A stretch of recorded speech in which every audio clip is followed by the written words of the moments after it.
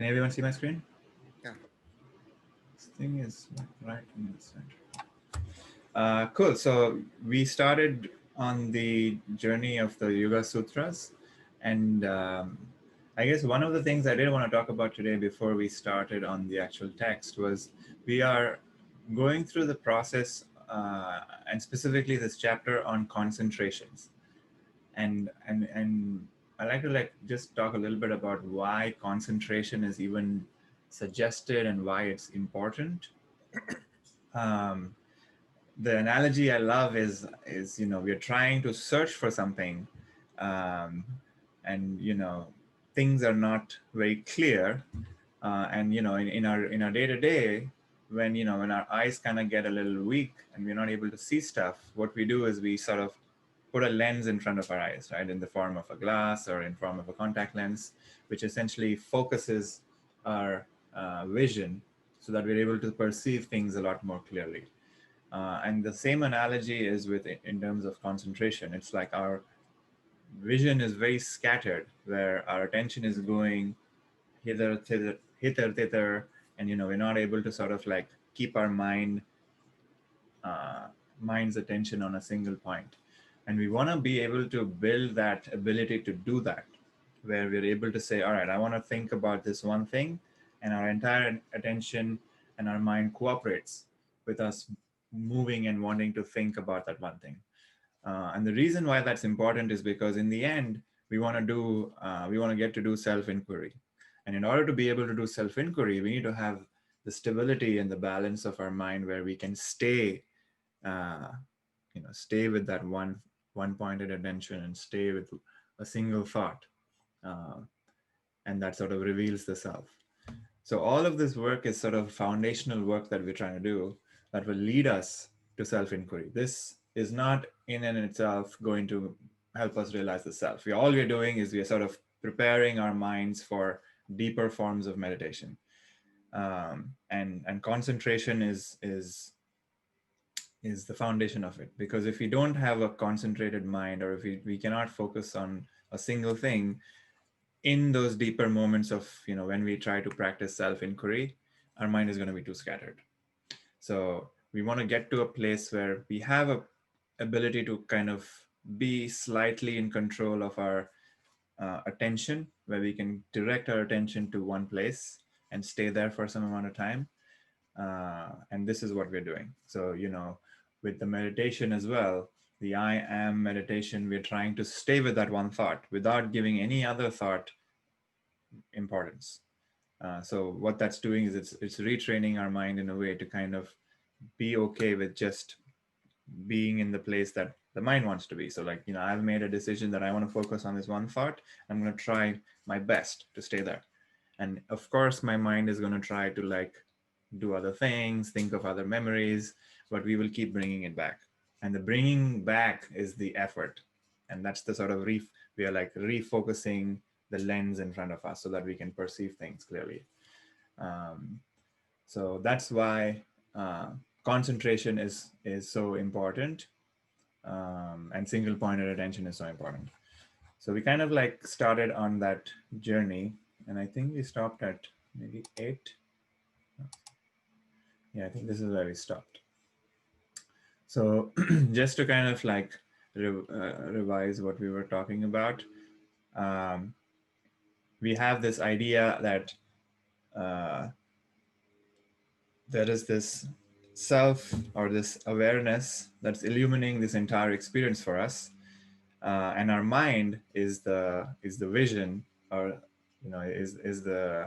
is in front of our experience, and based on what is in the mind, our experience is different. So my experience is very different than Mark's experience. Mark's experience is very different from Susali's experience. So everybody has different experiences based on what is in their mind.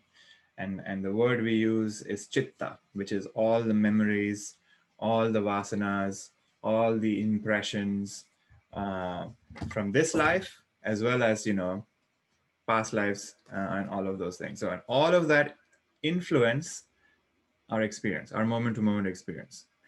And so the chitta is sort of like the sort of storehouse of all of our impressions. And this storehouse, when it touches with things outside, so when we're walking on the street and we see a beautiful mountain, that is out of an external impression that's coming in, and this reacts with our storehouse, and that creates what is known as vrittis, which are thought waves.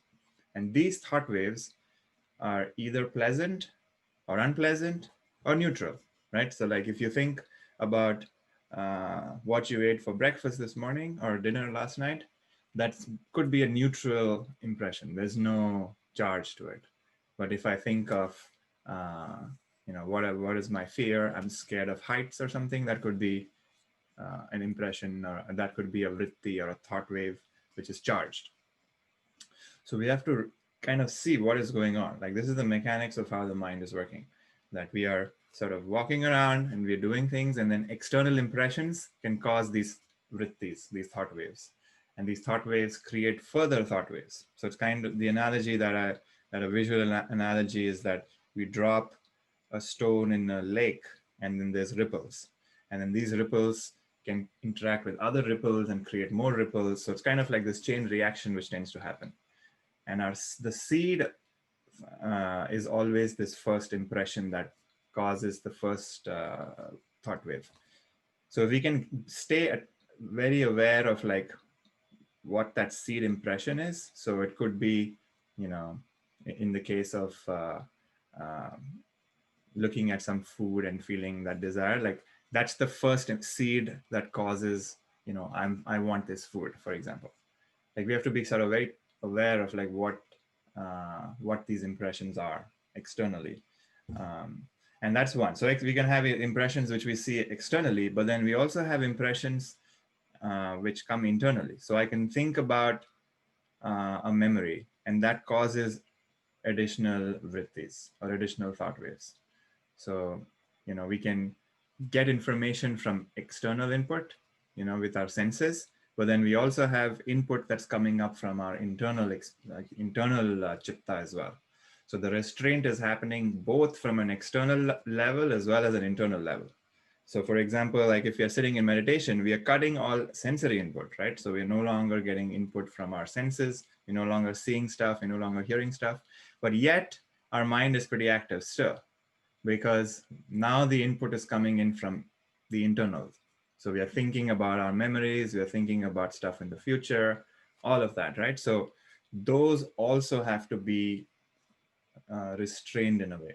And the word restrain is kind of, may seem negative, but it's not like we're suppressing. All we're doing is we are holding it in a different light. So, like our teacher Jim says, that we are healed not by what we turn from, but what we turn to.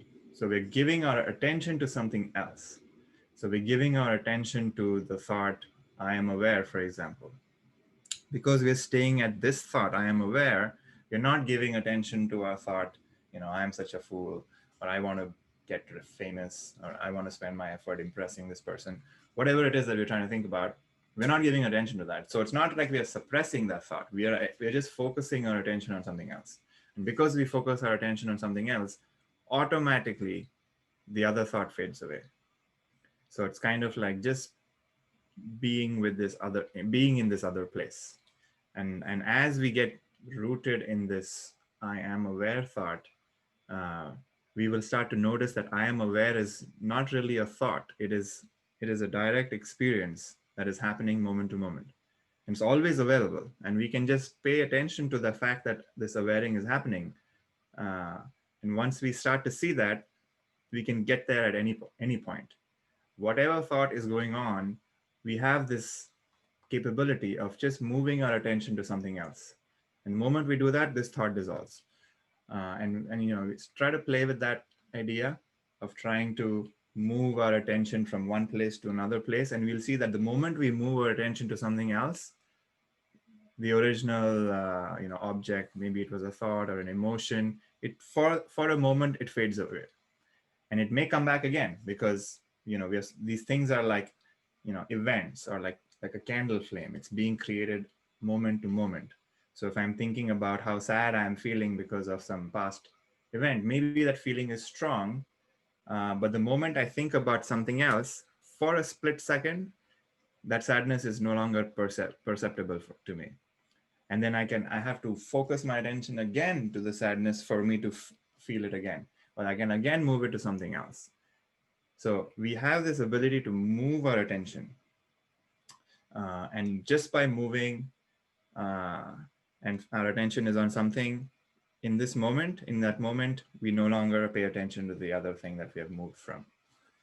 Which is why it's very interesting that we start to notice that we are creating our entire experience. Uh, our internal experience is being created moment to moment. So however we are feeling, it's all because we have created it ourselves. So if that's the one thing that we get out of yoga, is that our entire moment to moment experience is our own doing. And that gives us great power too, because that means that I can change it, and I can make it whatever I want. And how do we do that? It's by starting and making sure that we have this ability to concentrate on things. Because if we can create a mind that is focused and sharp and can listen to us in a way where we can say, do this and it will follow, rather than like us trying to follow the mind, like, which is what our situation is, where the mind is like a monkey and it just keeps jumping from one place to another. We want to like shift that around and say, all right, mind is no longer the master of me. I am the master of my mind, where it will follow and it'll listen to what I want to do. Cool. So we are kind of like going through the mind a little bit, and we talked about this 5 different kinds of vrittis or thought waves. There's right kinds of thought waves, and then which are not painful, which are useful, and then there's like the painful thought waves. So we said the first kind of thought wave is right. Let's actually go through them. So there was right knowledge was the first one, and that's always seeing things for what they are without adding our thoughts onto them, right? So like every moment to moment experience, we are experiencing, our inputs is giving us information. That is the right knowledge. On top of that, we add, our own judgments or our own sort of past experiences, which is this sort of indiscrimination and verbal delusion. So just by staying and noticing what is, that is right knowledge. On top of that, we add a bunch of other stuff, which is our own opinions and stuff. We want to avoid doing that because we want to see that those opinions are not really true. And that prevents us from seeing things as they are. So there's an indiscrimination, verbal delusion, sleep. And then we spoke about memory also, which is, which kind of tarnishes what we are seeing, because we try to project what happened in the past onto the present situation. Cool. So we are now sort of talking about each of those things. So we said, what is indiscrimination? Indiscrimination is when I don't see things for what it is. So like a snake and the rope was an example that we used. When I see a rope as a snake, I am not noticing its true nature. And because I'm not noticing its true nature, I create a dream and I imagine all sorts of issues. And many people live in that world, right? Like we've all sort of like imagined the worst outcome about something without even realizing the truth of what it is. So, yeah, so everyone has an experience of that. So that's where we stop. Let's go on to the next one. Any thoughts or questions about this? Anything that may have come up yesterday? I had a question about concentration of the mind during meditation. Mm-hmm. I notice my mind goes off and I don't realize for a while that it's gone off, and then I come back. But so I was reading a book by Swami Chinmayananda, and he recommended using a mala. Mm-hmm. So I started doing that, and it seems to help, seems to quiet the mind. And I was wondering what you thought about using a mala. It's I think that's totally fine. So so mala is a more grosser of an object. So like if you think of like all of these things are essentially supports that we use in our meditation. So mala is like a physical object, and it's gross, so we are getting a physical sensation, right? Like when we're actually holding the mala and we're sort of like moving it from one beat to another. Maybe you're like chanting as well, so there's like a thought wave in your head, which is maybe a mantra that you're using. Are you using a mantra, Mark? Um, yeah, I was using one, and then I changed them. I got more simple, using Om instead of Om Namah Shivaya. Then Right. so they fade away, and then I'm just moving the mala. Right. Like, Right. So it doesn't matter in the end what it is. So, but the idea is that there is this sort of repetition of things that is happening, uh, which is telling the mind to kind of keep its attention on either the sensation of the mala moving or the mantra that's going on in your head. So you're using that to make sure that the mind is not straying away, right? But then at some point you want to move beyond even these supports. So you want to use these supports until they are not needed anymore. So in the beginning, if your mind is very like, there's a lot going on, you're thinking about 100 things, you start with the mala, right? You start with the chanting, and you start with like mentally, like sort of focusing your mind into like just the repetition of the mantra or like the moving of the mala. So that's very good in the beginning because that's like gathering your thoughts and it's just focusing on these two things: the physical sensation of the mala and the mantra of the sound of the mantra in your head, right? And as you kind of get quieter and quieter, you can experiment with like, oh, okay, maybe I don't need to do the mala anymore. Maybe just the mantra is enough. So that makes it even, maybe it becomes, you have the same experience where like yeah, my mind is pretty focused and I don't need the mantra anymore, the mala anymore. So the mala, I can put it down and then I can just have the mantra going in my head. Once you see that the mantra is no longer needed, I can move to like just noticing that I'm aware, or even replacing the mantra with I am aware thought, right? I am thought.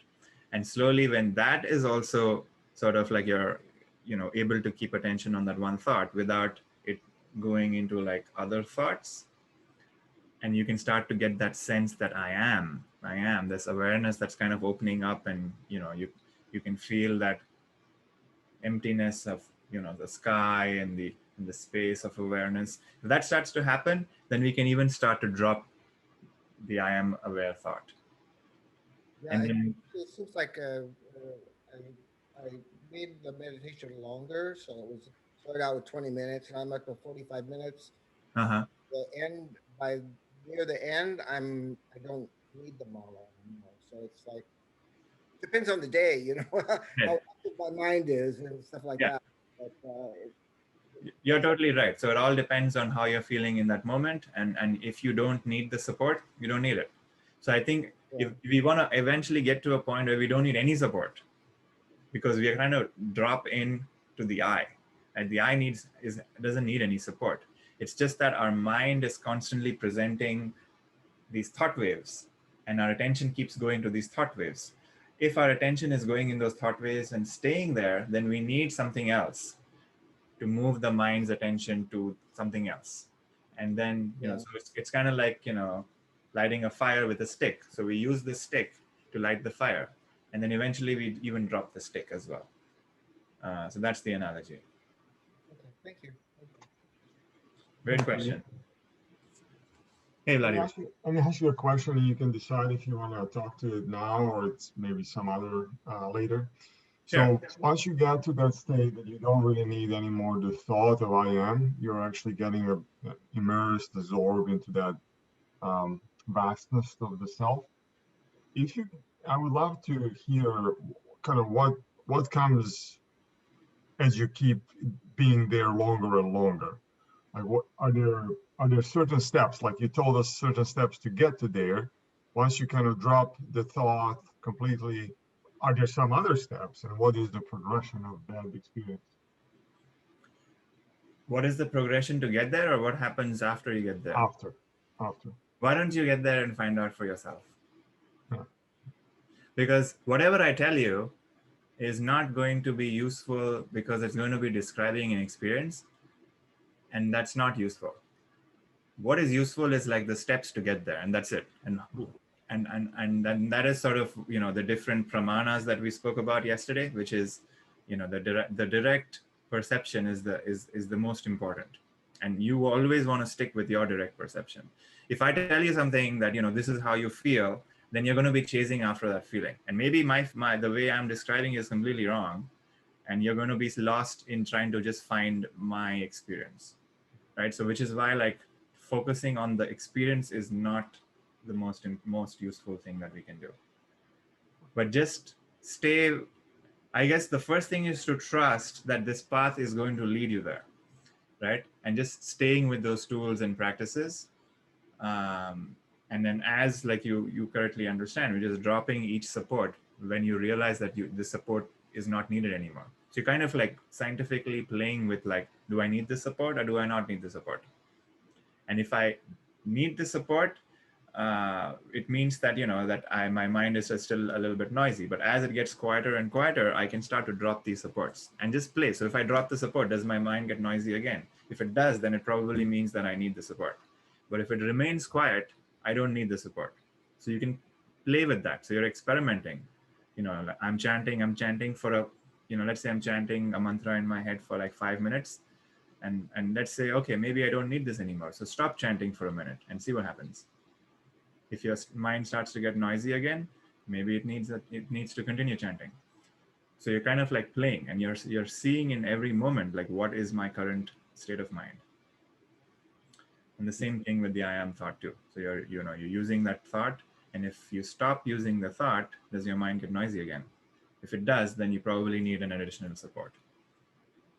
So you have all these different tools in your bag. You want to use them based on where you are in this present moment. Yeah, but don't worry about what happens. That you find out. Cool. Um, does that answer your question, Vladimir? Yes. All right, so let us move on to the next one. So number 9, Shabda Jnana Nupati Vastu Shunyo Vikalpaha. So verbal delusion follows from words having no corresponding reality. So this is sort of continuing the previous idea where I see a rope on the street and I think it's a snake, or I recognize it as a snake. So that is the wrong discrimination or indiscrimination. And once there is indiscrimination, I start imagination, right? Because the moment I say something is not true, or if the moment I see something as something else, if I see the rope as a snake, I'll start to imagine all sorts of things about the snake. And this creates my entire like story or this false reality. And there's no end to this, because once I have the false understanding, I can create an infinite amounts of story about it. I can say the snake is 20 feet long. It's a cobra. It's a poisonous snake. All of this has happened. It's also bitten me. Now I have to go to the hospital. Now it's a completely different story. Now I'm going to the hospital. I'm trying to get it fixed. I'm like wondering if I'm going to lose my leg. All these ideas have started to come. It has nothing to do with the rope. You see, like, now we have moved so far away from the reality, we can keep building the story. And people can live in the story for their whole lives without even realizing that the root of it was that we didn't identify the rope as a rope.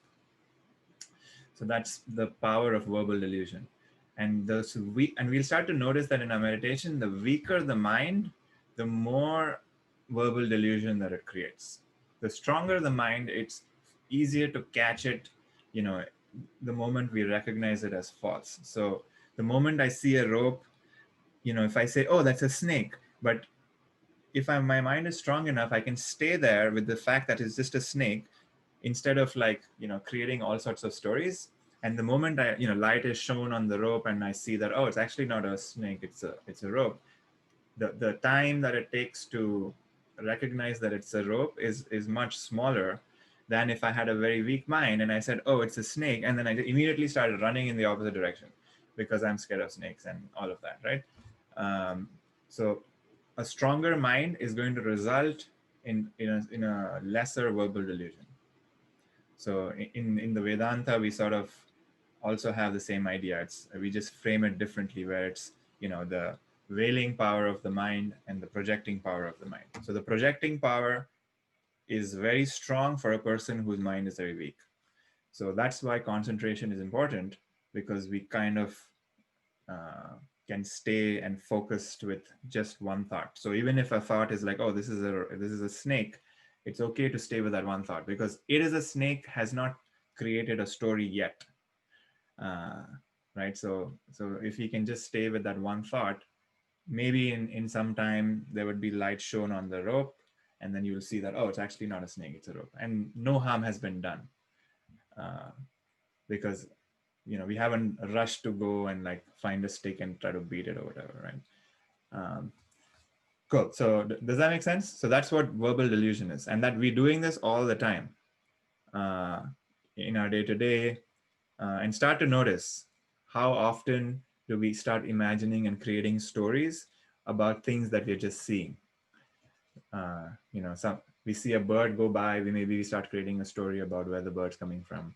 Whatever, we just like want to start to notice that how much mental diarrhea that our mind is constantly like creating. So this is sort of like an exercise that we can also do moment to moment. Any thoughts about this? Okay, let's do the next one. Number 10. Abhava pratyaya lambana vritti nidra. So we are given this word called nidra, which literally translates to sleep. And I don't know if folks have gone to a yoga session, and I think one of the yoga thingies is called yoga nidra, which is like usually like a 90-minute long yoga session where the room is dark, there's like candles, and the whole idea is to put people to sleep in that, and it's a relaxation yoga. But actually what is happening is like you're going into deep sleep, right? And deep sleep is also a vritti in the end, which means that the consciousness, or the self, is still covered with one thought wave, which is a thought wave of ignorance. And everybody goes into a deep sleep, has a blast because it feels very blissful, but while we're experiencing deep sleep, there's a feeling of like there's nothingness in that deep sleep. But the fact is there's no objects which are available for perception in the experience of deep sleep, right? It's only after we come out of deep sleep do we realize that, oh, actually I was really well rested. I'm feeling very well rested now, and hence I must have had a good sleep. So it's like an after the fact realization. And the reason why we are not aware while we are experiencing deep sleep is because of this vritti, that there is one thought wave that's covering the mind's ability to experience deep sleep. So it's actually not true to say that deep sleep doesn't have any objects. It has this one slight object, which is the object of ignorance, where it's covered. And that covering does not allow us to experience or be aware of deep sleep while it's happening. It's only through memory that we can say, all right, deep sleep happened. So even sleep is a vritti. So people, who love to sleep, it's actually, it doesn't free us, is what this is saying. That sleep keeps us asleep and doesn't allow us to wake up. So we cannot do any yoga or anything in this state. We can only do yoga in the waking state. Right, so that's what sleep is. Any thoughts about this? It's just to kind of confirm I heard you correctly. It's the ignorance that covers the mind, not the self. So so there is one thought wave that covers the mind's ability to what's the word, to direct its attention on the self. So the self doesn't have, so the self is always awareing, right? The self is always like shining light, or the self is light in the end. Now the mind has the ability to focus on where the light is landing. So like if there's thoughts in your awareness, the mind can focus on the thought. If there's external physical objects in its awareness, it can focus on the external objects. During deep sleep, there is nothing in terms of like objects, but there is this sort of veil, which is this one thought on the mind itself. So the ability of the mind to even focus on things is gone because the mind is sort of like covered up. Does that make sense? So the self can never be covered up. It's just that the mind gets covered up. You're not saying that the mind is focused on that ignorance, it is just kind of shut down, which is different. Exactly. So the mind itself becomes ignorance, you can say. So this is like we are trying to use language to describe the state, but the idea is that the mind doesn't have the ability to focus on things in the state of sleep. You see, like in this present moment right now, when you're awake, you can focus on the computer, you can focus on your breath, you can focus on a memory. You have this ability to move attention to wherever you want to move it to. But when you're sleeping, that function of the mind is no longer available because it's asleep. So the word we say is nidra, or like whatever the word is, but the experience is that we no longer have this ability to move our attention because it's completely wrapped and covered. And that experience does not allow us to perceive the self, because in that experience there's no other objects available. So which is why the question where people say that, oh, in deep sleep you should be able to realize the self, like, which is a very valid question, because there's no objects of perception available in deep sleep. So why don't I realize the self in deep sleep? The reason is because the mind doesn't have the ability to see anything. It's only the mind which realizes the self, right? The self does not realize the self. The mind has this realization that it is that it is separate from the self. That's what happens in moments of realization. And then the mind no longer remains a mind. But for that to be able to happen, the mind has to be completely alert and awake and concentrated so it can focus on itself, or it can focus on the self. But in deep sleep, it doesn't have the capability because the mind is covered. So we cannot do any yoga or any self-inquiry or any concentration in the state of deep sleep. We can only do it when the mind is awake, which is in the waking state. Some people can do it in dream state, but let's not go there. Let's try to do it in the waking state. Does that make sense? Yeah. Cool. Let's do 11. Anubhuta Vishaya Sampramoshaha Smritihi. Memory is when the vrittis of perceived subjects do not slip away and through impressions come back to consciousness. So this is basically explaining what is memory. So memory is interesting because we only store certain impressions in our memory, right? Like there's only a subset of all the things that have happened to us that's in our memory. Like if you ask me what I did like 1 week ago and what did I eat 1 week ago, I wouldn't know. But there's certain impressions, like if you ask me like, oh, how was what did I do in my Oregon trip in July when I went for a road trip, I would know, because that has a much more deeper impression, and I chose to store that impression, and now I can recall it because it's a sort of, I have marked it as an important impression. So we do this all the time, where there are some impressions that are easily remembered because they are stronger, and there are some impressions which are not remembered because they're weaker. And that's what is memory. And things that sort of get recorded and are available are in sort of our conscious memory, but there's some sort of unconscious memory that exists as well, which is memory that we cannot remember, which is like deep. There's sometimes you're like trying to think of a song or some tune and you cannot remember it. That sort of impression is somewhere between the conscious and unconscious memory. And we can kind of like move into the unconscious memory and try to find something. and it becomes it moves to the conscious side of things. So this is happening all the time, where we are able to like move things from unconscious to conscious. Things which are in the conscious goes back into the unconscious.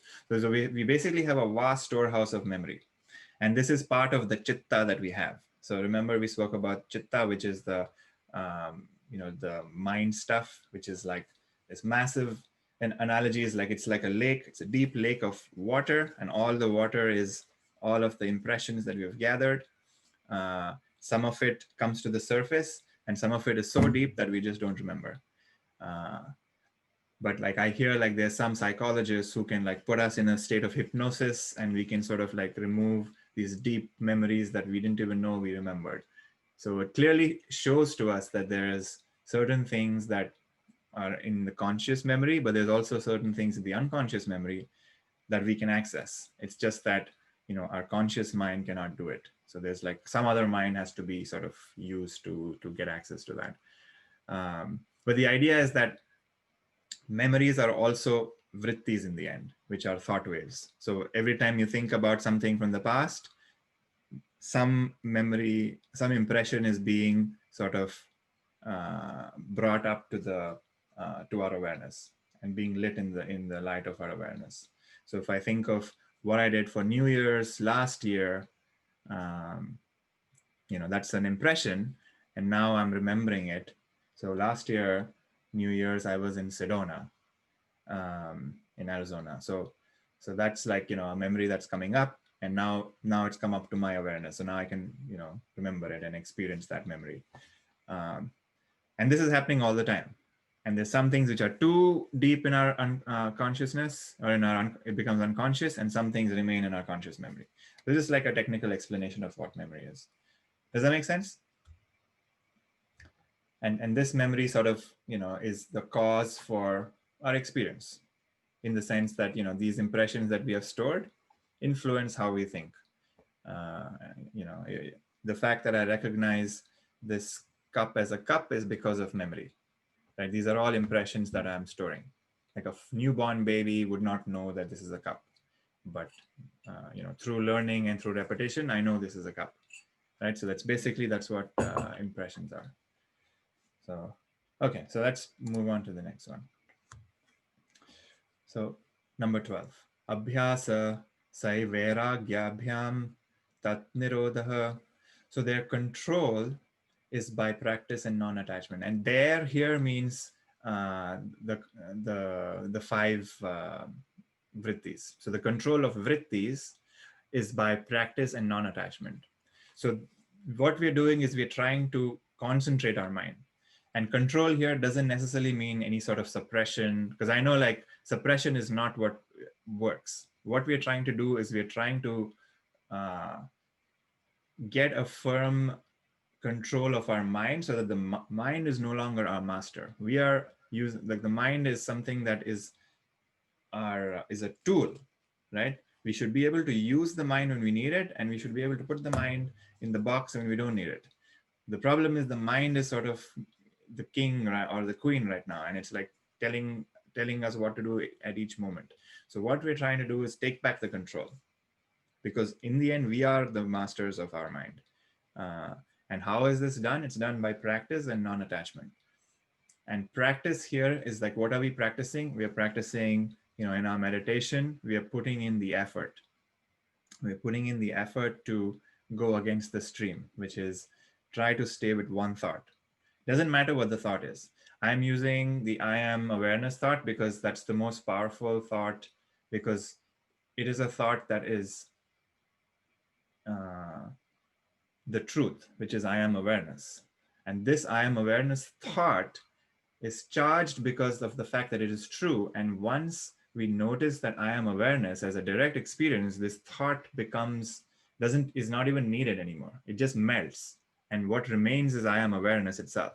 Not the thought I am awareness, but the feeling and the reality that I am awareness, which is why the thought I am awareness is very powerful, because that is the truth, that I am awareness. So we start with that truth, that I am awareness. It may not be an experiential reality, But we start with that thought. We stay there, stay with the thought, stay with the thought until we realize that, oh, I am awareness. And then the thought and the experience meet and match and become one. So we keep repeating that over and over and over again. And the second thing we're getting to here is non-attachment. So this is an interesting idea, which can get a pretty confusing. So non-attachment, the word we use is vairagya, which is the same word we use in the Vedanta as well. And the definition of vairagya is that desire to give up all other desires, or rather that desire to give up the attachment to all other uh, desires. Uh, no, I think I'm framing it wrong.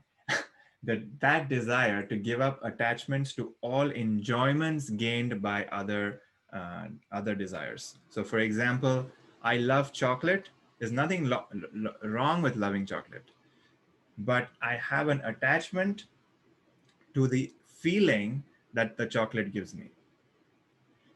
And because I have this attachment, whenever I feel shitty, I want to relive the feeling that chocolate gives me, which is I have this idea that chocolate is going to give me happiness. So when I'm feeling shitty and when I want to not feel shitty, I'm going to think of something that makes me feel good, which is chocolate. So that's kind of how we build these attachments. And when that chocolate is not available for me, I'm going to feel shitty.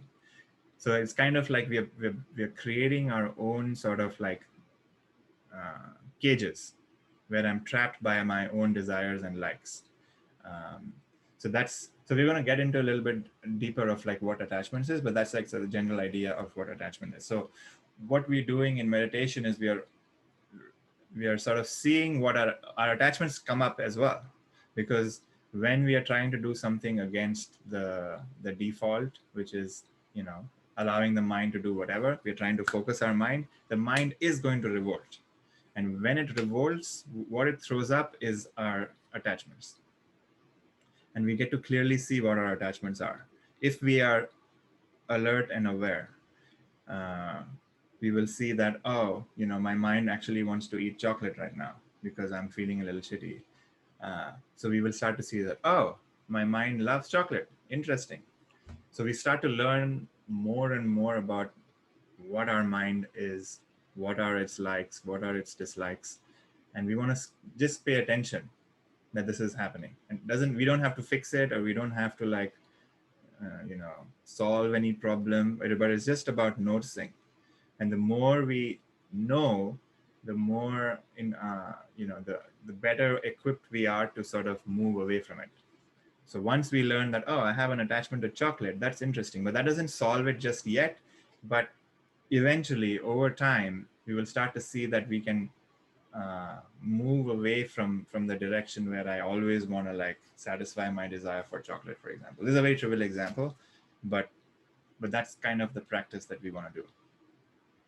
Where we start to get very familiar with the feeling, and then once we get familiar with the feeling, we can move away in a different direction. Any thoughts about this? Okay, let's do the next one. Tatra sthitau yatno abhyasaha. So number 13, continuous struggle to keep them, the vrittis, perfectly restrained is practice. So this is, on point. So this is recognizing that there is a struggle, right? Like doing something which is not natural feels like a struggle. And struggle is, struggle is an interesting word because for different people, it could mean different things, right? But it usually manifests as an uncomfortable feeling, maybe a uncomfortable sensation, but just discomfort. And what we are doing is we are trying to get comfortable with discomfort of the mind. So we are going to try and stay concentrated and stay with a single thought. And that's going to feel very uncomfortable because the mind is not used to doing that. And what we are doing is we are telling the mind that you're not in control. I am in control. And the mind is going to revolt. And that feels like a struggle. So we're going to try this over and over and over and over again. Keep doing this over and over again until it is perfectly restrained. And what does that mean? It means when I am able to stay with the single thought for an extended period of time.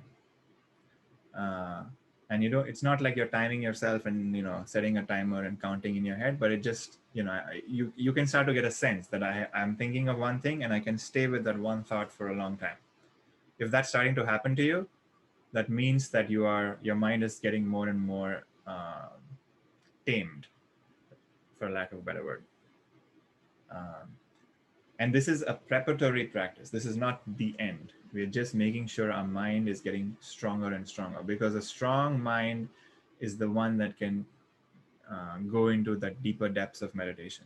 Because in the deeper depths of, what is the deeper depth of meditation? It just means that there are no thought waves. And if there are no thought waves, it means that the mind is pretty strong, right? So like they're both the same thing. It's like without a strong mind, you cannot have deep meditation. And without the deep meditation, we cannot realize the self. So kind of like this chicken and egg situation here. So the basis of our entire success in this work is having our ability to focus and concentrate on things. And we will start to see that the moment we do that, our meditation, the experience of meditation also becomes more and more blissful. And we will get there. Any thoughts about this?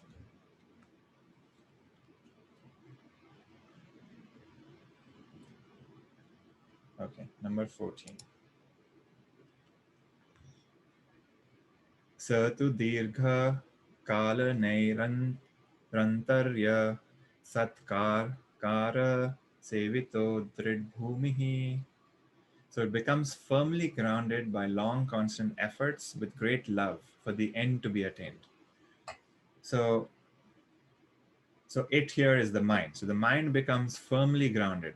So that means that it's rooted in something, right? That's what it means to be grounded. And we are rooted in something that is true, which is I am awareness. And so the mind starts to essentially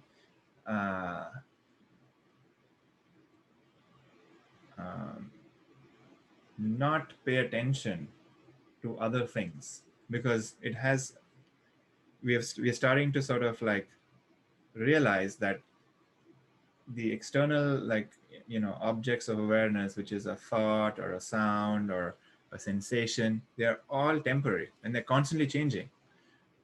But there's no end to what the different kinds of things that it can be perceived. There's no end. There's infinite amounts of sounds, there's infinite amounts of objects, there's infinite amount of memories. So we can never really fix the mind like that, right? The mind is always going to have infinite things. So what we're trying to do is we're trying to give up our investment into the externals, and we're trying to turn our attention to something that is always true.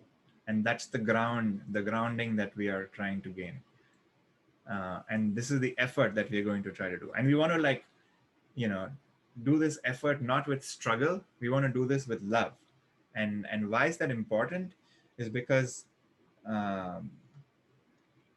if we don't love something, we're not going to put efforts into it, right? If you look at anything that we have done in our lives, anything that we have enjoyed, we can only put in enough attention into something when we have joy in the process. If we don't have that joy in the process, if everything feels like a struggle, then we are going to eventually give up. And how do we generate love is now the next question, right? Like, how do I love something that feels like a struggle? Because then we realize what we are doing. What is the end? The end here is complete liberation from all of our suffering, and complete liberation from all of the miseries and the feelings of stress, anxiety, whatever it is, right? Like, that is the end. Can you even imagine that there is a state where there is no stress, no suffering, and that's the end? and we want to strive to wanting to get there, wanting to get there. Um, so that's why we want to keep making these efforts in the beginning. We want to make these efforts so that our mind is strong and concentrated and rooted. And that rooted mind is the one that is going to be ready for deeper meditations. Any thoughts about this?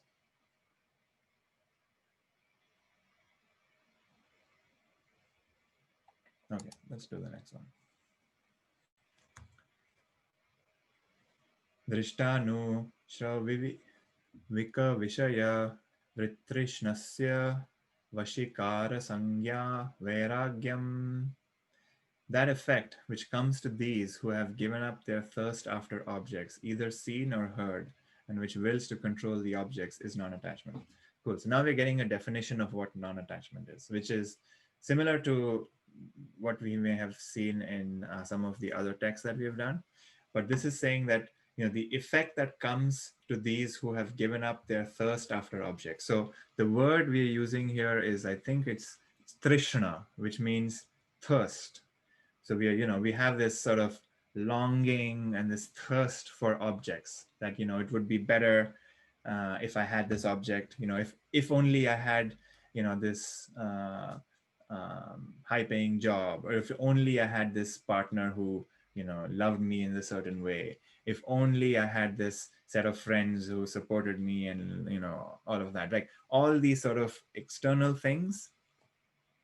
We have these desires and these deep desires to want to fulfill them. So non-attachment is essentially giving up the idea that those objects are going to give me what I really want.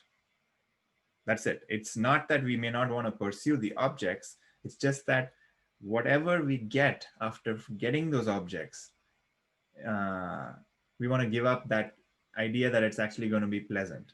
Because in the end, the world is neutral, right? Like the world is never going to be able to give us what we truly want. What we truly want is right here, and we are sort of using the world to come back to whatever it is right here. So when I get what I really want, I'm experiencing the bliss and happiness of myself. When I get that promotion, what it does is it gives me the bliss that I have within. It just reveals to me that, while I'm experiencing the joys of the new promotion, for a moment I have sort of suppressed all my desires, and I can feel uh, I'm feeling happy, right? Because my insistence of and my thirsting after other objects is no longer happening in that moment. Um, so that's what non-attachment is, where we are essentially uh, seeing the world for what it really is.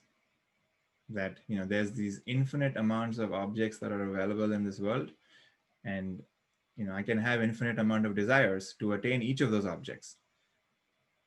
But through experience and the first sutra that we did, which is like, and now yoga, it's like, and now yoga has sort of made us realize that the world cannot really offer what I really want. And that's this sort of mature non-attachment that sort of develops, which is the world can really, whatever I get in this world, I'm still going to have this emptiness, because I have this firm belief that the joy and happiness is out there. So if all that yoga does is makes us realize that our entire experience of the world comes from within. So if we fix our within, our entire experience of the world will change. If that's the only thing that we gain from this, that is enough, because that means that we will stop putting our attention on the external, and we will start to look inwards, and so we'll start to find solutions within rather than finding solutions outside. So that's the first, I would say, basis of this work, which is to realize that the world cannot give me what I want. What I really want is right here. Um, um, any thoughts about this?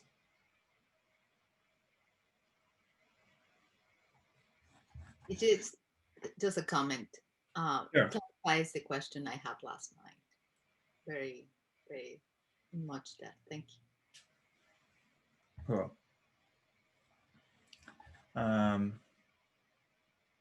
Yeah, so and I guess the other thing is to not to say that we are not driven to do things in the world, right? We still may have jobs, we may still have to do our duties, we still have to do all of the work, but we are doing it because they are done moment to moment, right? They're in my experience and I'm doing it. And if it, let's say I'm taking on a new project at work, if it comes true, that's great. If it doesn't come, doesn't work out, that's fine too. And, and if it's really important, you're going to try to solve it in a different way, right? Because you're going to try again because it didn't work out. But the idea is that the outcome, we are not so attached to the outcome. So we are becoming unattached to the outcome of things that are happening. Activity and work is still happening, but we are no longer concerned about the outcome. So that is the non-attachment here. And maybe we can rephrase it as non-concern, right? We are no longer concerned about what ends up happening, which doesn't mean that we become sloppy or we start to slack off in life. It just means that we are, in the moment that we are active, we're giving it the 100% attention. And if it works out, great. If it doesn't work out, also great. So to somebody else who doesn't understand this, they'll think that we are sort of lazy and slacking off. But that's not actually true. We are giving things the full attention, and we're doing our best, and that's all we can do. Do our best, and the outcome, you leave that to God, right? You leave it to the higher power.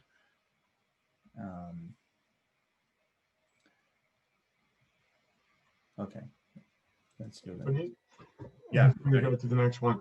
Just after the commas, it says, "and which wills to control the object." Mm-hmm. What if you say, "which given up will to control the object," that's the meaning of that part. You're also giving up the will to control the object. So it's like, I want my situation to be either like this, right? Like you take on a project, let's say you're trying to build, I don't know, you're trying to, let's say, cook food, something very simple, right? Like you're trying to make a dish and you're like, the dish has to taste like this. Let's say it doesn't turn out that way. How do you feel? Like you tried your best, you followed the recipe, you bought all the ingredients, but it tastes really bad. It's okay. So like, it's like not attaching our entire, like we're not trying to control a situation in a particular way. Or let's say you're making a plan for a vacation and you're with a bunch of friends and you have this great itinerary that you want to follow, but midway through the trip, you decide, oh, let's do something different. Like one of your friends recommends doing, making a small day trip and a small detour to some other place that changes the itinerary, and you cannot do the things that you wanted to do.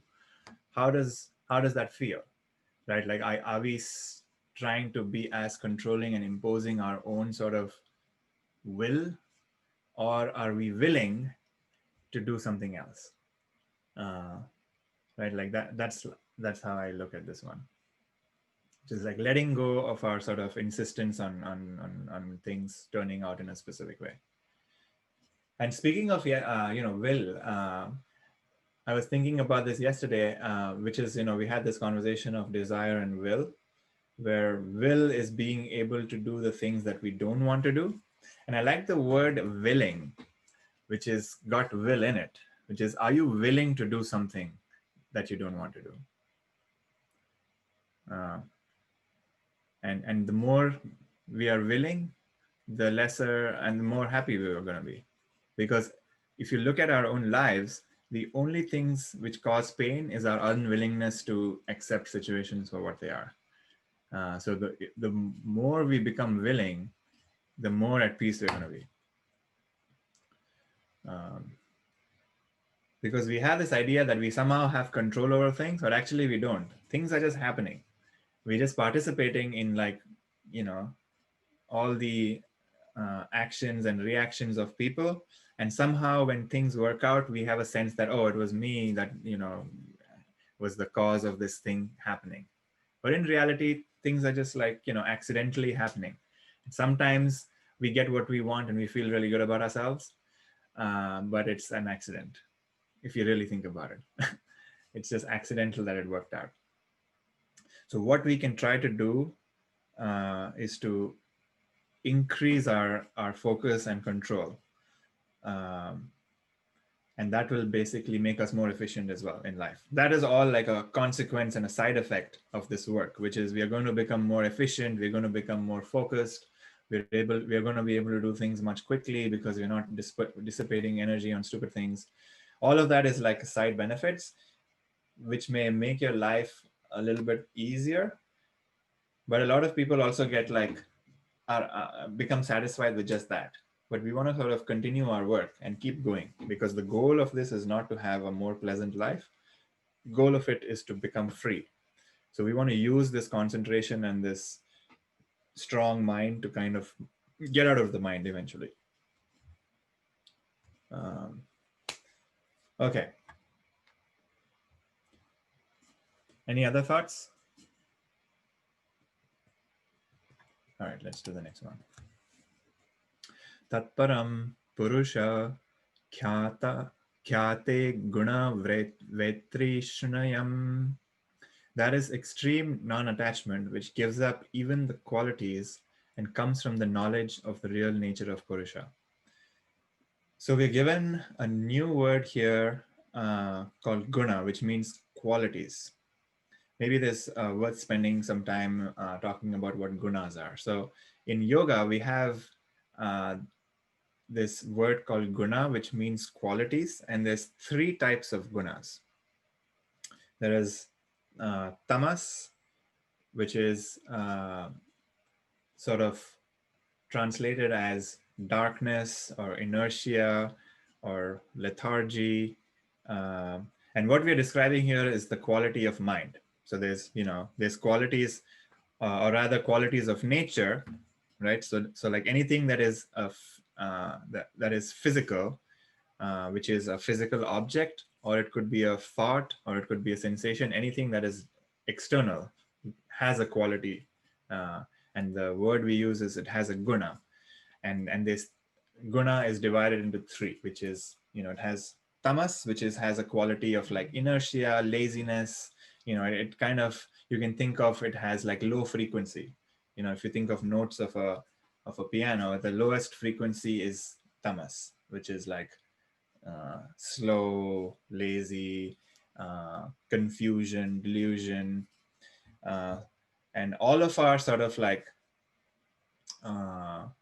depressive mind states have a quality of tamas to it. So whenever we feel like, I don't want to wake up from bed this morning, or I don't want to do this work because I'm just too tired, all of those have a quality of, our mind is in a state of tamas, where we are not able to perceive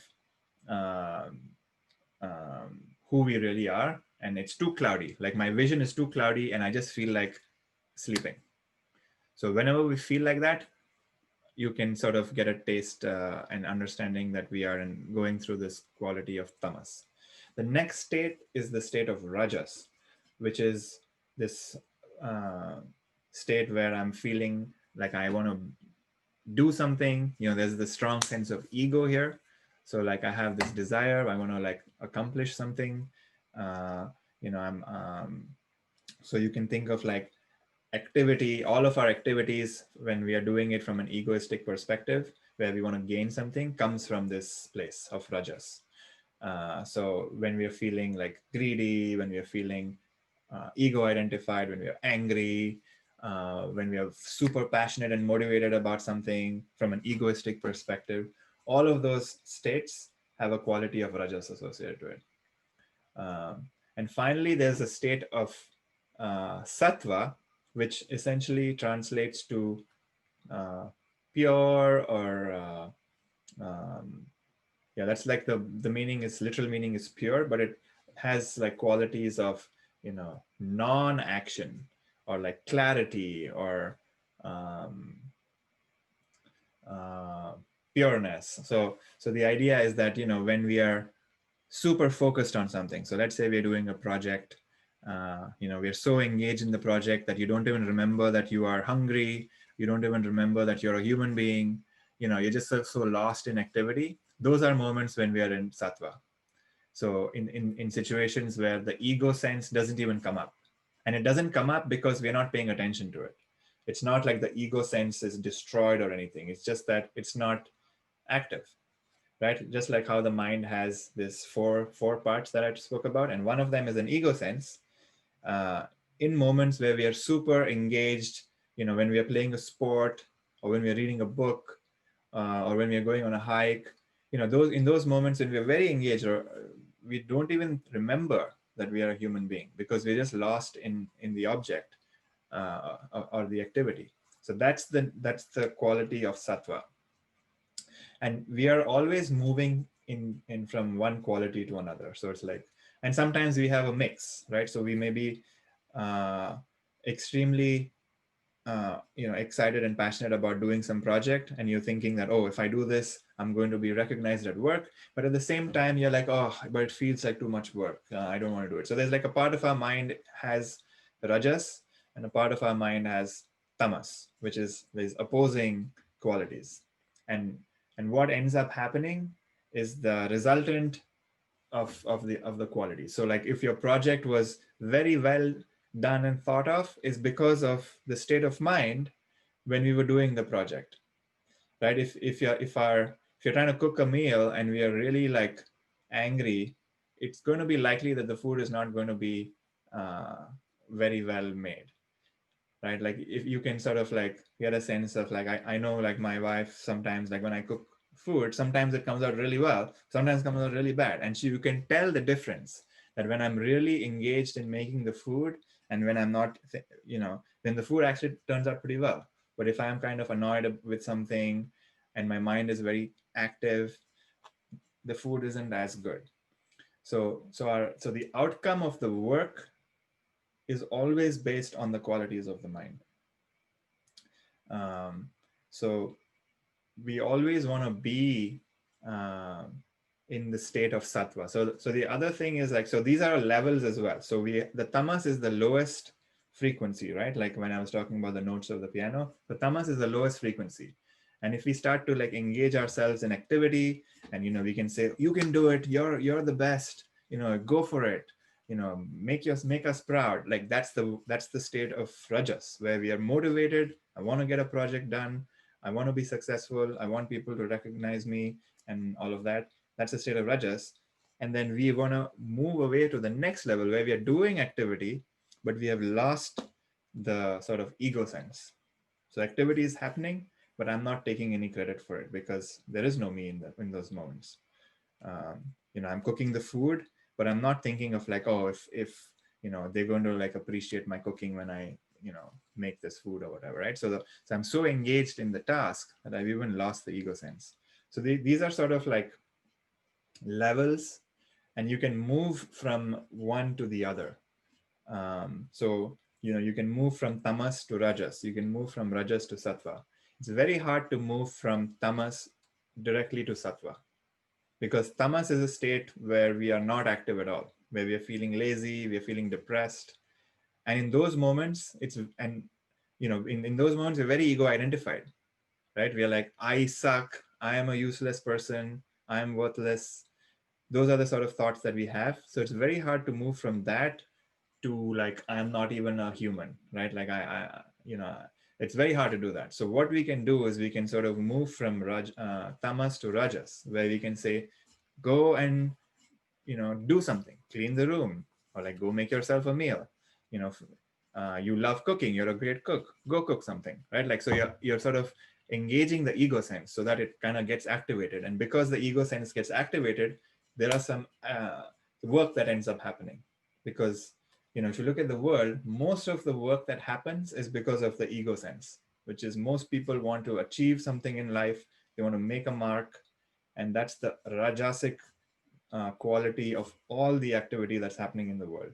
Very few people who are working in a sattvic frame of mind. where we are doing a lot of work, but they don't even care um, that they are getting recognition, or the ego sense isn't available in those moments. So we want to, ideally, we want to act from a place of sattva, which is where we are engaged in the world, doing activity, but without any ego sense. And why is this important? Like, okay, I've said all of these things, but why is ego sense even a concern here? So when I do activity with a sense of ego, what is happening is there is a certain impression being created. And that impression is I am either special or I am, I am X, right? So let's say the work that I'm doing is a project at work, and I'm leading this project. There's 4 people who I'm working with. I'm managing these 4 people, and now that's the project I'm doing. So like if I have, a rajasic frame of mind when I'm doing this, the thoughts and impressions that I'm going to be creating is that I am a manager, I am a good manager, and I am responsible. So all of these impressions are being created, and this impression is leading to what is known as, like, could lead into something called a vasana, which is a specific kind of impression where my so I guess let's like define vasana, because I think this is the first time I've used the word here. So vasana is a specific kind of impression which is left in my sort of, chitta, which is in my mind stuff, my unconscious, which has uh, which has like sort of a desire associated to it, where I think that satisfying this desire is going to give me happiness, right? So for example, if I have a impression that I am a good manager, what that is actually creating in my unconscious is that when people look at me, they should think of me as a good manager. So I'm sort of creating this unconscious desire of wanting recognition from others. So now when I strive to do any project, I'm going to strive to do it from this impression, which is I want to make sure that people look at me and think of me as a good manager, as a very smart person, or whatever, right? So now all of my efforts will have this flavor associated to it. And because this flavor is going to be associated to the work, now when the project is finished, and now when people are looking at the work, if they do not recognize me and think of me as a good manager, I will feel disappointed. So that's kind of how we sort of build our entire life experience, because all of these experiences are being created by these impressions, and these impressions are leading to expectations and desires, and these desires lead to further activity. So it's kind of like this, you can think of it as like this chain reaction, right? It starts with one impression, and this impression becomes more and more powerful, and we keep repeating these impressions, and the desire that I want recognition from other people becomes very strong, and then that becomes our habit. So what we are trying to do is we're trying to catch these like thoughts. So maybe we have had these impressions in the past where I want recognition from my peers. If that is true, now when we do any new project, we can start to see, is that our motivation? And if it is, it's fine. We have at least like now seen that this is my motivation, and now I can work with it, because now I can ignore it and I can say, no, I will not go down that path.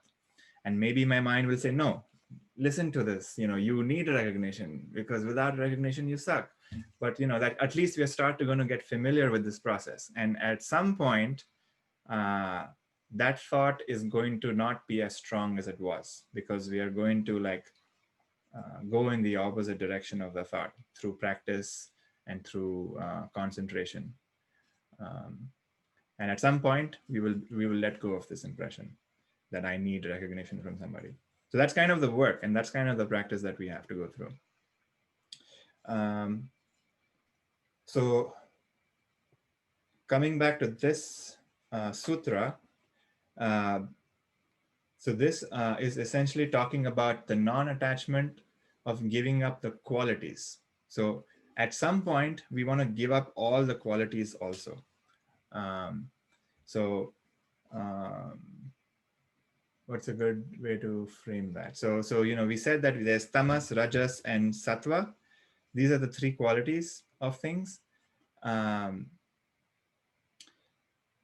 sometimes we are attached to uh, to certain objects, right? Like so we are so for example, let's say the attachment to like wanting chocolate, we are attached to the fact that it tastes very good. So that has a certain quality to how it makes me feel. So like when I eat chocolate, like I stop thinking about everything else. I'm just focused on the chocolate. There's a lot of pleasure, and maybe after that I end up sleeping, right? Because like it's like sort of subsided all of my problems for some amount of time, and I sleep. So like what I'm actually attached to is the quality of tamas in those moments. So I'm seeking tamas. I'm seeking to go unconscious.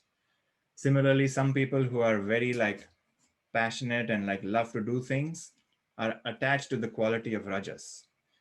So, if you look at some people, they're like very active. They're constantly wanting to do work. And why is that? Because they like the feeling of being in that state. So we want to start to recognize that, we are starting to uh, get attached to the feeling of these like different situations. So feeling of being unconscious, feeling of being very like active and agitated, or even the feeling of being extremely calm, which is sattva. All three of them start to like become an attachment as well at some point. So we want to give up even those at the end, because only when we give up our attention on the external can we get a real taste of who we really are. Like at some point I had said before that all we are doing is we are negating stuff, and when we have nothing left to negate, we reach the self. Because we can never directly reach the self, because uh, it's not an object. We can only eliminate things in our awareness one by one by one by one, and when there's nothing left to eliminate, the self is there. So the word we use is neti neti in Sanskrit, which is it is not this, it is not this. So we keep removing stuff. So we are, our mind is attached to a bunch of things. We keep removing them. We say, I'm not going to focus on this. So we use concentration as a way to do that. We focus on this one thought, keep ourselves focused. And finally, we even give up that thought and we reach the self. So that's the practice. Any thoughts about this?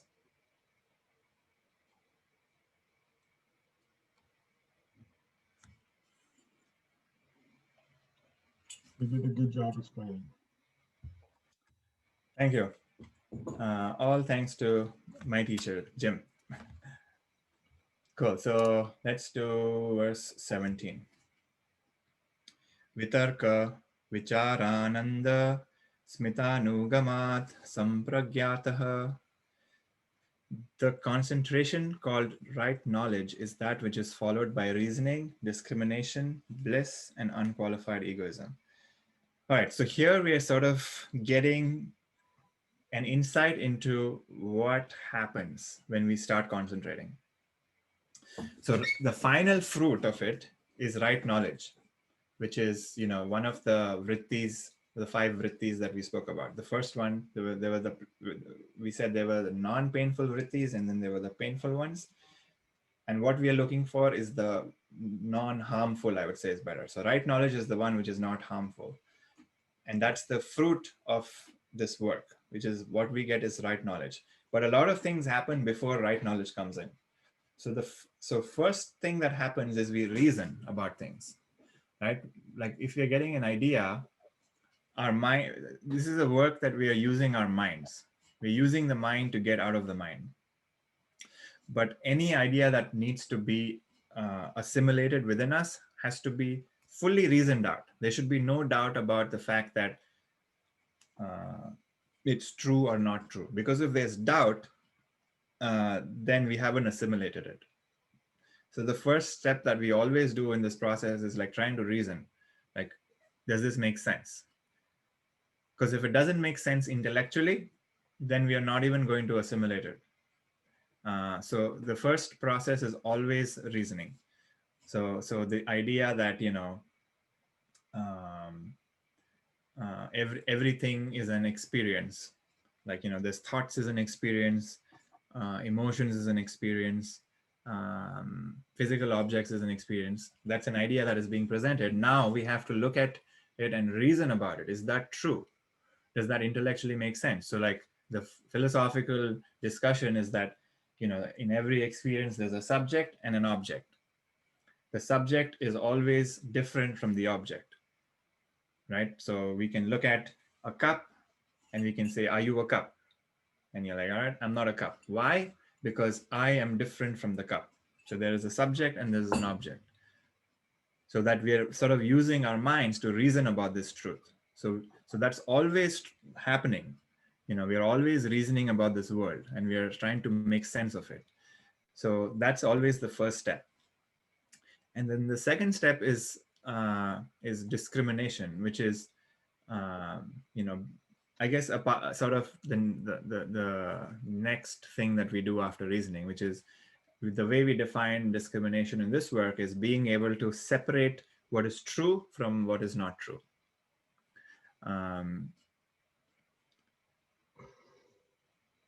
So I guess when we are meditating and we are like, let's say the practice is focus on just your breath. Let's say that's your meditation that you're trying to do. Anytime a thought comes in, we want to like not consider the thought, because our entire practice right now is focusing on the breath, focusing on the breath. So that's sort of the discrimination here we are doing, which is we want to stay with what is true for me right now, which is, and I'm saying that only the breath for me is true. Everything else I'm going to ignore. So we are sort of being able to discriminate between what is true and what is not true. So anything outside of my breath is untrue. Only the breath is true. So that's the discrimination process. And we do that with the breath. We do that with the thought. Eventually, we want to get to like discriminate with the self and the not self. And we'll get to that. But essentially, the idea is that being able to separate out what I care about from what I don't care about. That is what discrimination is. And we want to build this faculty of the mind to be able to ignore everything that I'm not interested in and just stay with what I'm interested in. So if I say, focus on the breath, you are only focused on the breath and not focused on anything else. Focus on just I am aware thought. You're just focused on the I am aware thought, not interested in anything else. This is this discriminative faculty that we want to build. Focus on just the TV show that you're watching. Don't focus on anything else. That's the discrimination that you want to build. So it's like very similar to concentration, where you're able to just focus on one thing and ignore everything else. So if we can start to do that, our mind is going to get stronger and stronger and stronger, because we are essentially getting single-pointed attention. Is that what they mean by bliss? So actually, there's a comma which is missing here. There should be a comma. Oops. So that's the next step. What happens is, because of single-pointed attention, the result is bliss. And it's not, so bliss is an interesting word because bliss has no opposite. A word like happy has an opposite, which is unhappy, right? Because, happiness is an experience which is caused by some object. I'm happy because, I got a hug from my friend. I'm happy because my mother just called me. I'm happy because, I hung out with my nephew or whatever, right? Like, it's always there's a reason, an external reason for my happiness. Bliss is an interesting word because I think it has no opposite. It's just that bliss is there. And the yogic truth is that bliss is our nature. It may not be available to us right now, but it is our nature. And nature is an interesting word too, because nature means that without this thing, it wouldn't be what it is. So, the nature of fire is to be hot. The nature of water is to be wet. The nature of,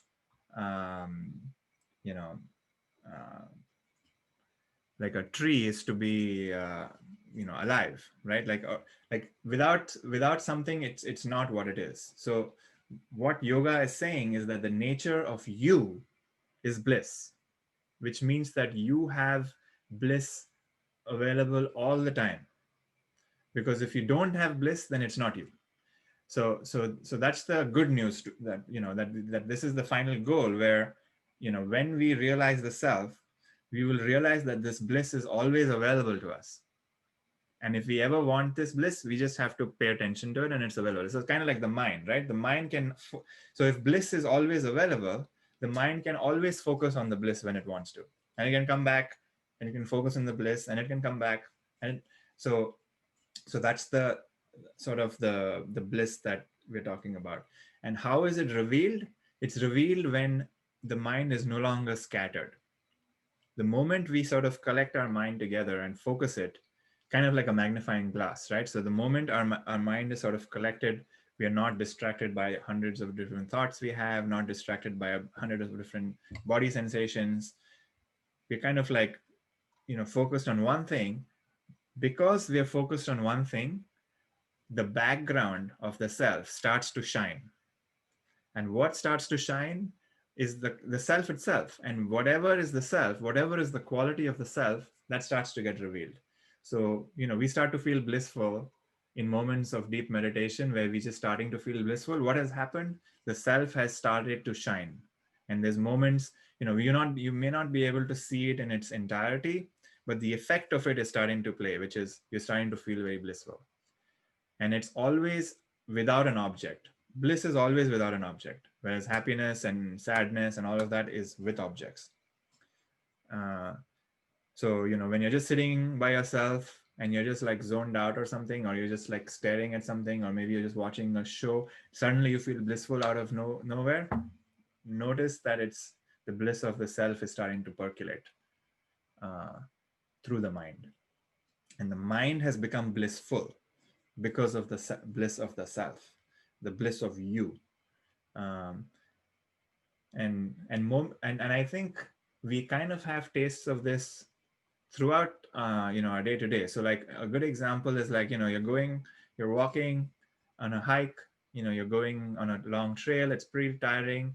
Maybe you're climbing up a mountain, or it's a viewpoint, and you finally get to the top, and your mind kind of stops, because you're just like so tired, but you have this beautiful view overlooking the valley, and you're just like dumbfounded, and there's no words that is even coming out to even express what you're seeing. In those moments, we may think that, oh, it's actually the sunset or the view that is causing bliss. But if we kind of pay attention to what's the state of my mind right now, and we will see that it's a very different kind of bliss. It's not the happiness that you're experiencing. What we are experiencing is the bliss of the self, and the same bliss is available in different moments. So we can try this experiment next time when you're feeling very tired. Try to meditate, or just try to close your eyes. What's going to happen is that your mind is going to be so tired that it's not going to throw up anything. And in those moments, the bliss is much easily revealed than in moments when your mind is very active. So sort of single pointed attention eventually leads to revealing this bliss, because there's more focus in the mind. And then finally, when that happens, what happens is this: we get unqualified egoism, which is an interesting word, which means that egoism always has an object associated to it. So I am smart, I am successful, I am unsuccessful, I am intelligent, I am stupid. There's always a quality to the ego, right? Like in our experience, like whenever we feel like we have an ego sense, like the I am is always the precursor, but then there's always an object associated to it. So in our meditation, we are kind of seeing that there's always this I amness that's happening, and there's objects being illumined in that I amness. So I am aware of my sensations, I am aware of my thoughts, I am aware of my feelings, there's always this precursor, this egoism that's there. But because there's stuff in being revealed, it's qualified, right? So it's like I am, let's say you're having a thought about how smart you are or how intelligent you are. I am smart is being revealed in those moments. So the quality of the egoism is that it thinks it's very smart, right? So that's the quality. But as we get more and more single pointed attention, what's going to happen is like the objects is going to stop. So we're no longer going to be thinking about, the physical things around me. I'm not going to be thinking about any emotions. Maybe my thoughts have started to like reduce as well. And I'm only focused on one thought. And in those moments, only I am remains. So there is this sense of I, which is the ego, but only that remains. And this, we haven't reached the self yet. This is just, but at least we are starting to reduce the noise and the perceptible objects in my experience. But what just remains is just this pure feeling of I am, which is unqualified because it has no quality to it. Quality is only associated to external objects. I has no quality, which is why we would say it is unqualified. Does that make sense?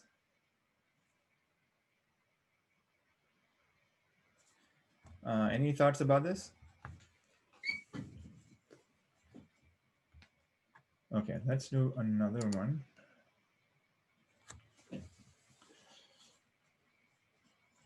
Number 19. Viram pratyaya bhyasa purva sanskaresho anyaha. So there's another samadhi, which is attained by constant practice of cessation of all mental activity, in which the chitta retains only the unmanifested impressions. So we're given this new word here called samadhi, which essentially is a word we describe, or rather the word we use to describe the experience where the mind lets go of entire physical objects, including mental objects. So anything that's perceptible, the attention on it is completely gone, and and what remains is just the pure sort of awareness. So that's the word we use. So samadhi. So sama means like the mind is sort of same. So we get the word same from sama.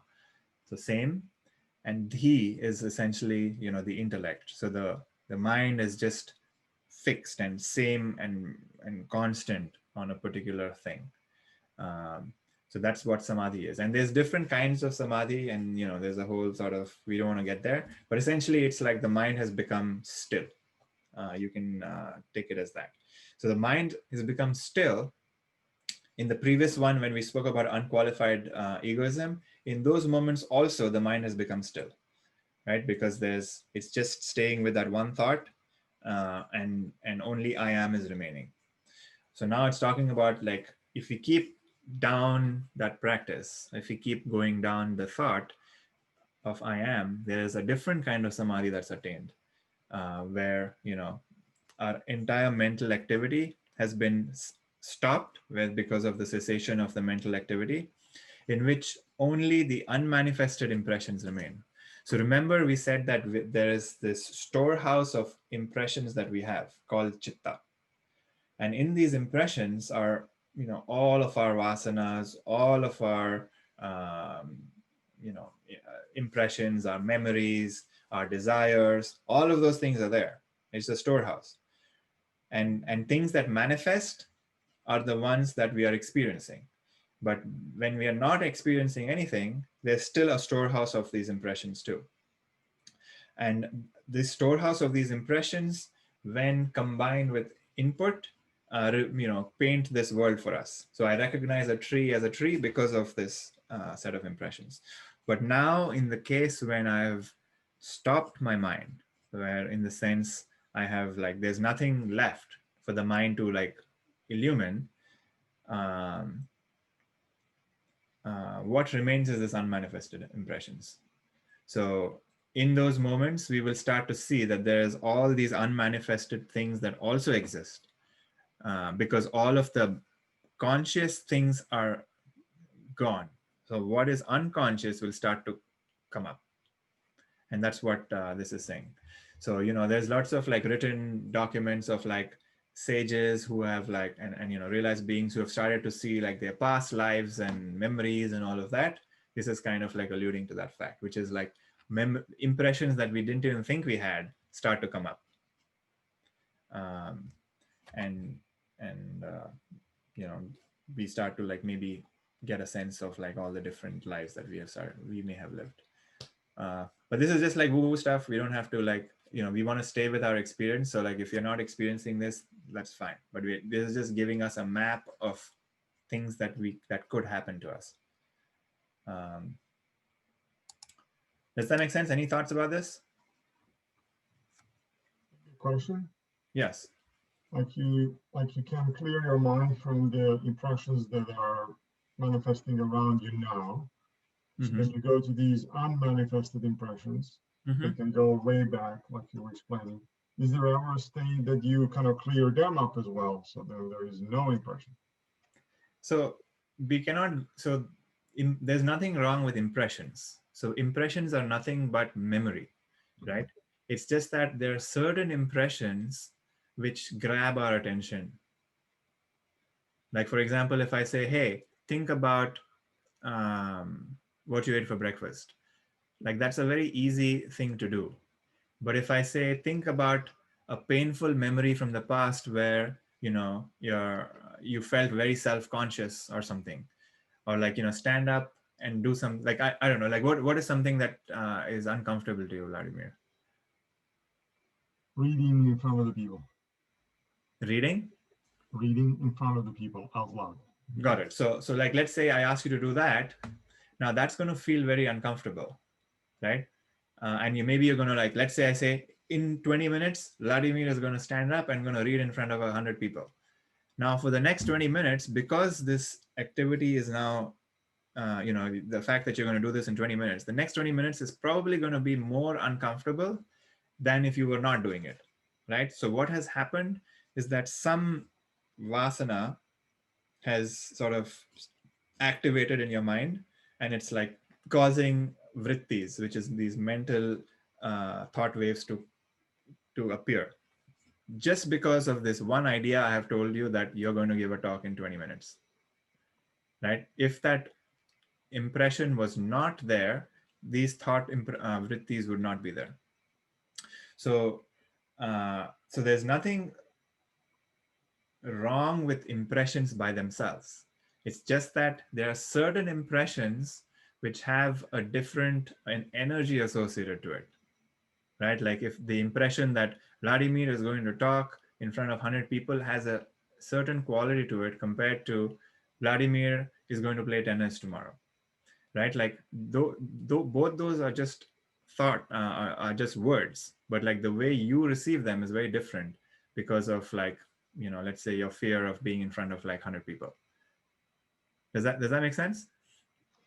So That's not what you're saying. So these impressions, we are not after kind of clearing them up. They just exist there. It just, our point is not to be attached to them, not to let them trigger. I mean, if you are getting triggered by them, then that's something that you may have to work with, or you may not. You may be able to develop a certain ability to not be affected by it. So let's say you have to give a talk tomorrow. There may come a point where you're able to deal with that discomfort, where the discomfort doesn't feel is not attention grabbing to you. It's not creating additional thought waves. Maybe there's just like, the body has like some, feeling hot or energy or whatever, but you're able to like put it on the side. Your attention is not even on it,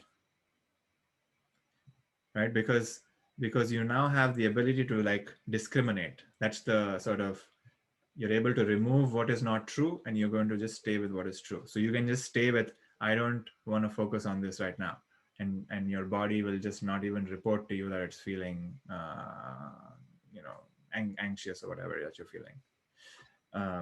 So that's a good thing to like talk about, where like just because you realize the self, it doesn't mean you're going to be free from the reactions of the mind and the body. The body is still going to decay. You're still going to get diseases. It's still going to, you're potentially going to die at some point. Everyone dies, right? And you're going to die because of like some organ failing, right? So like degradation is bound to happen. It's just that our attention is not going to be on it. So there's like been, if you ever read on, Ramana Maharishi or like Ramakrishna, who were like these great sages back in the 19th century, all of them died of painful diseases. They died of cancer. But when they were like they weren't suffering. Like the mind was completely oblivious to the fact that they had cancer. Even though the body was reporting pain, it was like going through all of the things that you have to go through when you have cancer. You can't eat, or it's fairly painful. But the mind was completely at peace, because it's able to discriminate between what is a body sensation, what is a mental sensation, and what is the self. So if our mind can be completely absorbed in the self, it doesn't even acknowledge the body. And all of the pain, physical pain, is only at the level of the body. All of the mental pain is only at the level of the mind. So if we can develop this ability to like not even pay attention to stuff, it's not available. So the pain itself was not available to both of them. So that's what it means, that it's not like we're going to somehow become invincible and not go through anything.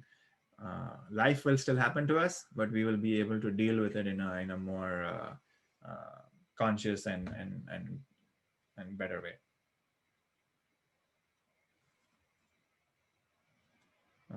So these unmanifested impressions, maybe you realize that you were a serial killer in your previous life, and there's a lot of pain associated with that. You'll have to deal with it, but at some point you will move past it.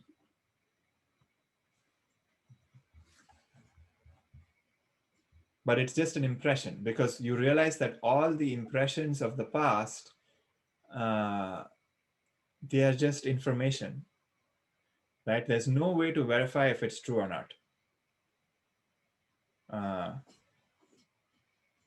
But if they have a certain quality to it, and if they're making you feel something, if sadness is coming up or if fear is coming up, you stay with it and it dissolves and you move on. That's the effort in the practice, where we deal with what is coming up moment to moment, without having to suppress and without having to move away from it. We just stay with it, and at some point it will dissolve. And what happens is, like, we are developing this ability to just deal with uncomfortable situations. So in the case of your body failing after 50 years or whatever, the discomfort that you're going to feel is also going to be dealable, because like your mind has now been cooked in such a way that it can deal with discomfort. It doesn't even care. You can put it on the side, the discomfort on the side. All right, so it's 9:45. So I think this is a good place to stop with the text. I believe the next, what time was the meditation?